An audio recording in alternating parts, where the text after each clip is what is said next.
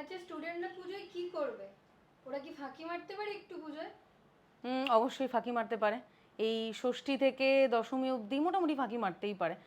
আর যেটা বলার সেটা হচ্ছে যে সারা বছর পড়াশোনা করিস এবং পুজোর এই কটা দিন বছরে যেহেতু একবারই আসে, তাহলে একটু ফাঁকি মারাই যায়। কি বলুন ম্যাডাম?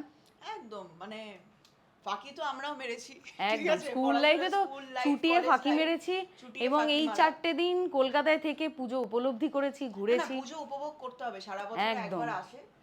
আর তোরা সারা বছর যা পড়াশোনা করেছিস, ফাঁকি মেরেছিস, যেটাই করেছিস করেছিস, কিন্তু এই সময়টা একদম দায়িত্ব নিয়ে বলবো, অবশ্যই ফাঁকি মার। ঠাকুর দেখ, অনেক আনন্দ কর, খাওয়া দাওয়া কর, কিন্তু একটা জিনিস খুব ইম্পর্টেন্ট, সেটা হচ্ছে সুস্থ থাকিস। কারণ আলটিমেটলি সুস্থ থাকলেই পুজোর পর তারপরে আস্তে আস্তে তুই আবার পড়াশোনা আবার ট্র্যাকে পড়াশোনাতে আবার আসতে তুই পারবি, ফিরতে ফিরতে পারবি। পারবি। ঠিক আছে, এটাই। সবাই খুব ভালো করে পুজো পুজো কাটাস। কাটা। একদম, পুজোর আমাদের পরে, তরফ থেকে হ্যাঁ, খুবই শুভেচ্ছা। অক্সিজমের তরফ থেকে সবাইকে শুভ শারদীয় শুভেচ্ছা। Thank you.